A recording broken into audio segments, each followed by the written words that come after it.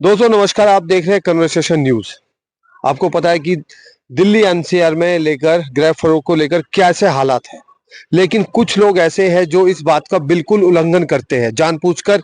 कई बार वो इस नियम की धज्जियां उड़ाते हैं। ऐसी पूरी जानकारी नहीं है, लेकिन फिर भी हम इसकी कोई पुष्टि नहीं करते, लेकिन जानकारी ऐसे सामने निकल कर आ रही है। नोएडा में एक जगह आग लगी, जान की तो नुकसान नहीं हुआ, लेकिन माल का बहुत बड़ा नुकसान हुआ।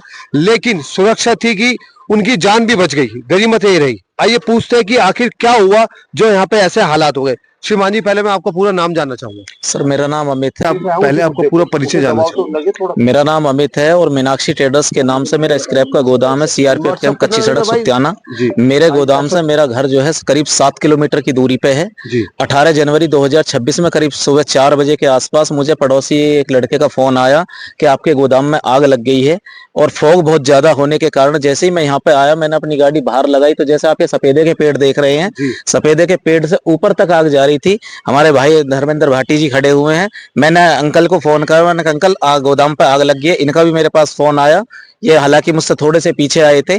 जब तक मैं यहाँ पे आया था लगभग 80 से 85% माल सारा जलकर राख हो चुका था और बहुत ज्यादा नुकसान है। आप ये सब देख भी सकते हैं सर। देखिए, आसपास का नजारा देख के अंदाजा आप लगा सकते हैं कि कितना भारी नुकसान इनका हुआ। और कहते हैं जिस इंसान का नुकसान हुआ वही इंसान उसको भली भांति महसूस कर सकता है। अच्छा श्रीमान जी, एक बात बताइए, मैं देख रहा हूँ आपके पास छोटे छोटे सिलेंडर है। ये बताइए, सुरक्षा को लेकर आग अगर कभी भी आपकी फैक्ट्री में यहाँ लग जाए तो आपकी अपनी क्या तैयारी थी पहले? क्योंकि मैं कड़वे सवाल आप ही से करूंगा, आपकी क्या अपनी तैयारी थी? मेरे पास फायर के मेरे सिलेंडर थे, करीब 15-16 सिलेंडर मैं हर साल रखता हूँ जी। आप देख भी सकते हैं, ये कुछ अंदर अभी एक दो सही भी रखे हुए हैं, कुछ उधर थे कुछ इधर हैं।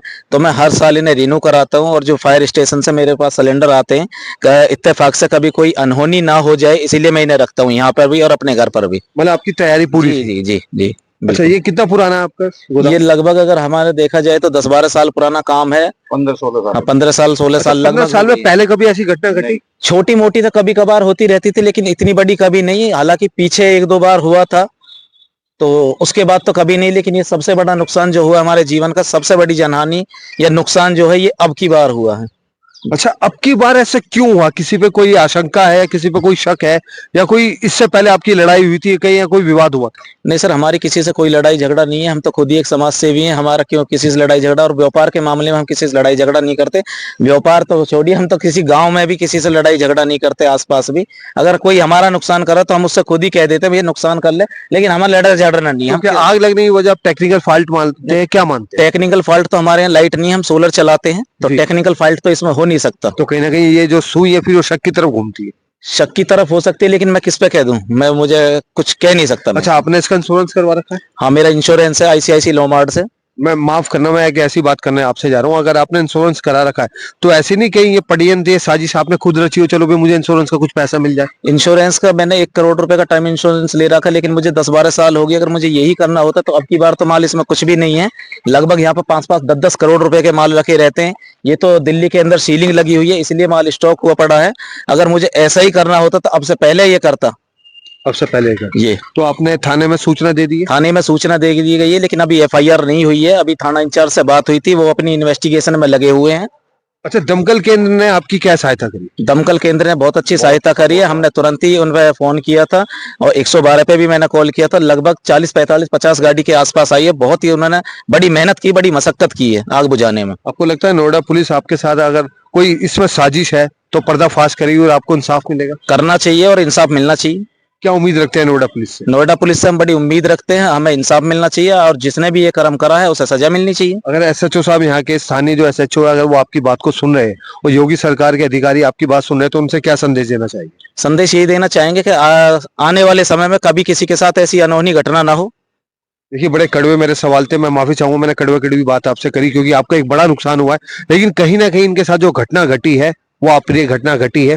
और कहीं ना कहीं इस आग में, इस धुएं में एक साजिश की बदबू व्यक्तिगत मुझे महसूस हो रही है। धर्मेंद्र जी, मुझे ऐसा महसूस हो रहा है कहीं ना कहीं कोई साजिश, कोई षड्यंत्र आपके छोटे भाई, आपके सहयोगी के खिलाफ कहीं ना कहीं रचा है, लग रहा है मुझे। ये भतीजा मेरा जी, लगभग 4 बजे इसी कॉल आया था मेरे पास। अच्छा, 4 बजे कॉल आया। तो कहते हो आपके तो शायद पैरों तले जमीन उस वक्त खिसक गई होगी। जमीन क्या, मेरा कम से कम 1/3 गोडाउन मेरा भी जल चुका। वो पीछे यहाँ से वहां तक सारा गोडाउन था मेरा। और इसके पिताजी को मेरे द्वारा ही, मेरे पहले गोदाम में हम दोनों भाई अलग एक ही जगह बैठकर काम करते थे। हालांकि वो आज इस दुनिया में नहीं है।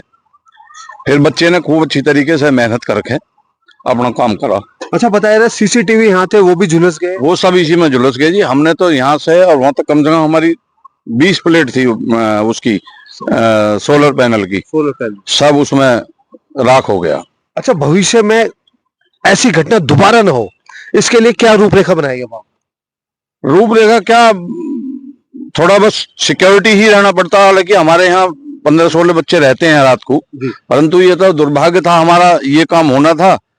सब सर्दी का समय था इसलिए सब बच्चे अंदर सोए हुए थे।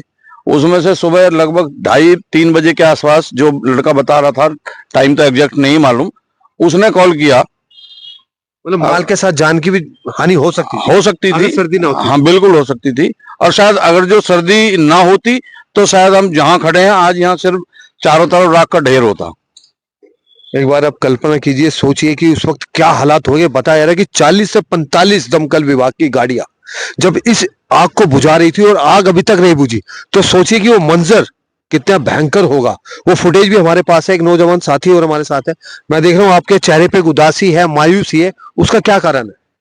राशि क्या हमारा नुकसान हुआ है, ये भैया मेरे बड़े वाले, ये अंकल जी हैं, हम उदास हैं। अब रोजी रोटी चली गई हमारी, बस इसकी वजह से उदास हैं हम। मैं देख रहा हूँ कि जहां तक आप बार बार निगाहें घुमा रहे हैं, अपने नुकसान को देख रहे हैं, फिर एक मंथन कर रहे हैं, अपने आप से बात कर रहे हैं कि अब क्या होगा। अब आपको क्या लगता है क्या क्या होगा? ऊपर वाले के हाथ में क्या होगा, वो तो अब क्या कह सकते हैं। मेहनत जिसने भी करना करनी बच्चों है, का काम है। और जब आदमी अपनी बड़ी खून पसीने की कमाई को अपने आंखों के सामने लुटता हुआ देखता है तो वो असहनीय पीड़ा है। उसको सिर्फ जिसके लगती है वो ही जानता है। योगी सरकार से कुछ कहना चाहिए? भाई योगी सरकार जी से तो हमारी बहुत अपेक्षा भी है और उन्होंने बहुत सपोर्ट भी करा उन प्रशासन ने। हालांकि हमारे आने से पहले यहाँ फायर ब्रिगेड आ चुकी थी। चलिए, दमकल विभाग का तो लोग अक्सर शिकायत करते हैं, लेकिन ये धन्यवाद करें एक नौजवान विभाग से कोई भी शिकायत नहीं है। लोग अक्सर करते हैं, लेकिन आप धन्यवाद कर रहे हैं। हम धन्यवाद करते हैं, उनका बारंबार धन्यवाद करते हैं। उन्होंने हमें धन्यवाद बहुत ही सपोर्ट किया। और पुलिस का भी मैं धन्यवाद करता हूँ। 112 नंबर पे भी मैंने तुरंत ही कॉल की थी और पुलिस के जवान इतनी भरी सर्दी में और कोहरे में तुरंत तत्काल यहाँ पे आए थे। हम उनका भी धन्यवाद करते हैं। अच्छा, एक महत्वपूर्ण बात और, चलिए धीरे धीरे आपका ये नुकसान फिर पूरा हो जाएगा। आपको क्या गारंटी है कि भविष्य में ऐसी घटना फिर ना हो?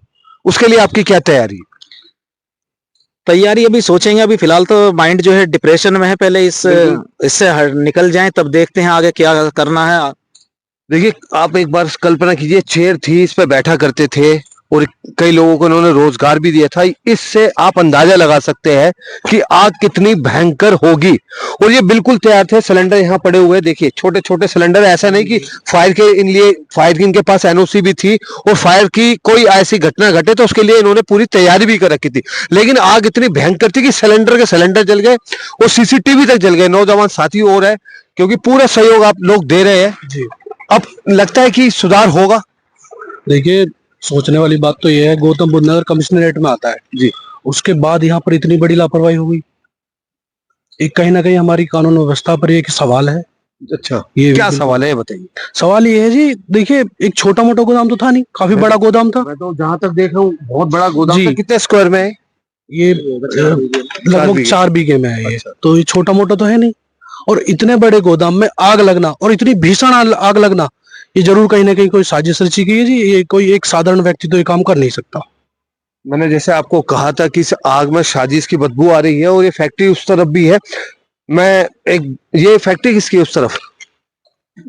ये फैक्ट्री नहीं है, ये वो है पेट्रोल पंप है, ये सीएनजी पंप है। अच्छा, नहीं, ये जो गाड़ी खड़ी है ये तो रिपेयरिंग के लिए है। यहाँ मिस्त्री बैठते हैं। मार्केट है तो इनकी। कोई ऐसा नहीं कोई विभीषण आसपास नहीं, नहीं, ऐसा हम ऐसा नहीं, कुछ अगर यहाँ पे support ऐसा करते। कुछ नहीं है, क्योंकि यहाँ हमारा क्योंकि हमारा कोई भी ऐसा आदमी नहीं है जो हमसे कोई बैर रखता हो। बैठ रखते हो? नहीं, इवन जो भी कोई दिन में रात में अंधेरे में कोई आ भी जाता है, अंकल जी ऐसी बात है, चाचा ऐसी बात है, भैया ऐसी बात है, तो हम उनको सबको कोऑपरेट करके चलते हैं। और उन्हीं के माध्यम से जितना भी ये नुकसान और होने से बचा है, ये सिर्फ उन्हीं की वजह है। चलिए, नुकसान की भरपाई तो उनकी हो जाएगी, ये गरीबत रहेगी किसी की जान नहीं है, क्योंकि जान एक बार चली जाए तो दोबारा नहीं आती।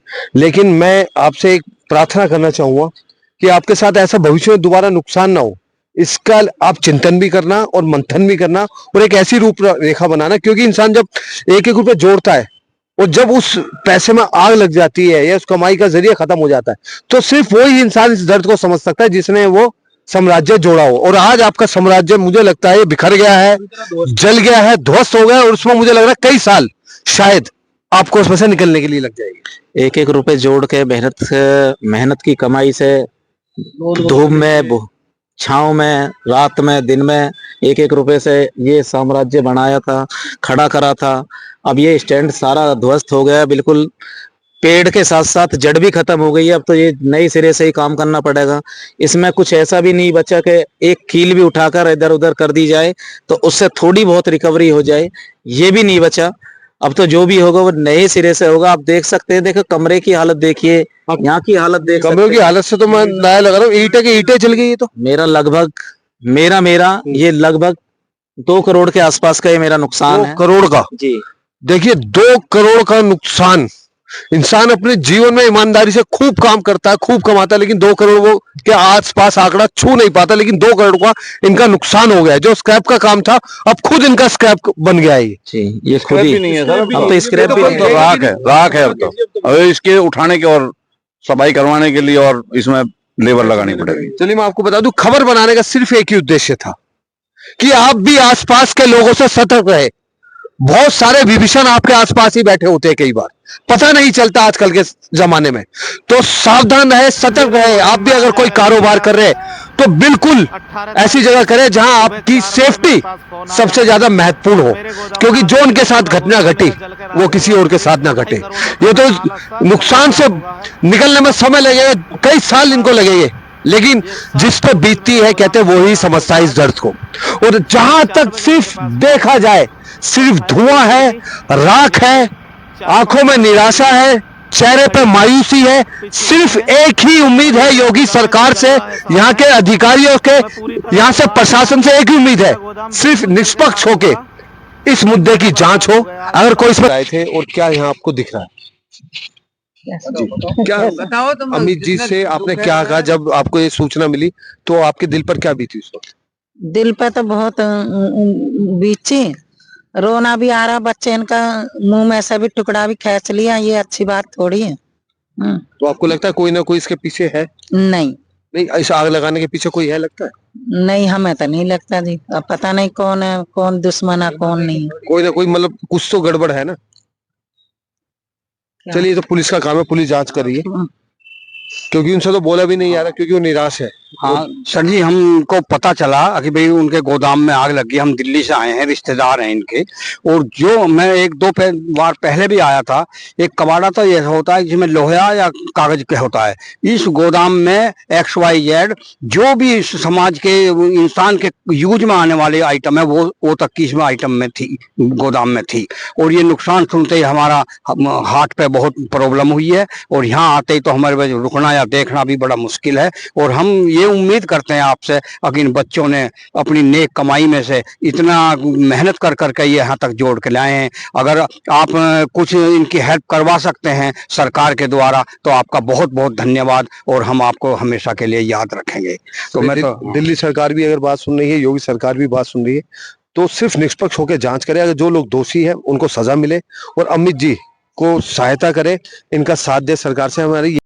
तो दोस्तों, चलते चलते अंत में अमित जी हमारे चैनल के माध्यम से कुछ संदेश देना चाहते हैं या प्रशासन के कुछ अधिकारियों से कुछ अपील करना चाहते हैं, इस विषय पे भी जब बात कर लेते हैं। सर, मीडिया के माध्यम से अंत में किसी विभाग से कोई प्रार्थना, दमकल से, पुलिस से या किसी अन्य विभाग से कुछ कहना चाहेंगे? सर, मेरा नाम अमित कुमार है। मीनाक्षी ट्रेडर्स के नाम से मेरा स्क्रैप का काम है। कच्ची सड़क CRPF कैंप सुत्याना।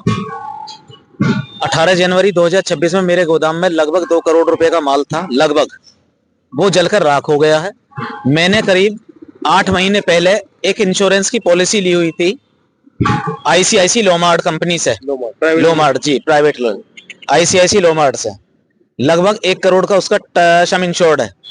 अभी 18 तारीख से और आज 20 तारीख हो गई है, करीब 72 घंटे के आसपास हो चुके हैं। मैंने अपना क्लेम भी उन्हें रजिस्टर्ड करा दिया है, लेकिन अभी आज उन्होंने इंस्पेक्शन जो मेरा किया था सिर्फ वीडियो कॉल पे किया था, लेकिन इंस्पेक्शन वीडियो कॉल पे मेरी नजर में मायने नहीं रखता।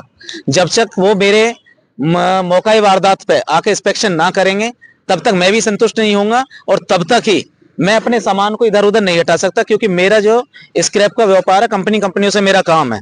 कंपनी वालों के भी मेरे पास फोन पे फोन आ रहे हैं, जब तक वो इंस्पेक्शन नहीं करके जाएंगे तब तक मैं इसे सामान को हटा नहीं सकता, और तब तक ही मैं अपने नए काम को दोबारा से जोड़ नहीं सकता सर। देखिए, वीडियो कॉल पे तो आप कहीं भी आग लगी हुई दिखा सकते हैं। ये बिल्कुल सही बात कही अमित जी ने कि उनको भूतल पर आकर निष्पक्ष होकर जांच करनी होगी, और वो उनकी जिम्मेदारी है, और उनको इस बात की तनख्वाह भी मिलती है कि आप भूतल पर आकर काम कीजिए। अभी कोई कोरोना वायरस नहीं है कि आप वीडियो कॉलिंग पे ही कन्वर्सेशन कर लेंगे और वीडियो कॉल पे सेटिस्फाइड हो जाएगा। आपको भूतल पे आना होगा और देखना होगा कि कितना भारी बड़ा नुकसान हुआ है। मैं गलत कह रहा हूं तो अमित जी बताइए। नहीं ठीक है, अच्छी बात है। शासन प्रशासन से भी हम यही उम्मीद करते हैं कि हमारे निष्पक्ष जांच हो, और आईसीआईसी लोमार्ट कंपनी से भी हम यही कहते हैं, उनसे भी हाथ जोड़कर हम निवेदन करते हैं, जो हमारा नुकसान हुआ है शायद उसकी पूरी तरह भरपाई ना हो पाए, लेकिन वो हमें हमारे भूतल पे आके इसकी जांच करें, जो भी इंस्पेक्शन करना है वो करें, और हमें हमारे नए काम में आगे बढ़ने में हमारी मदद करें। इंस्पेक्शन करना उनकी जिम्मेदारी है, और ये जो किस्त भरते थे, जो इंश्योरेंस करते थे, इसी उम्मीद से भरा जाता है कि उनके साथ कभी भी कोई आप पर ये घटना घट जाए तो इस वक्त उनकी जिम्मेदारी है इनका साथ देना, क्योंकि इन्होंने अपनी जिम्मेदारी निभाई है। अब जिम्मेदारी निभानी है उनको। क्या वो भूतल पे आके जांच करते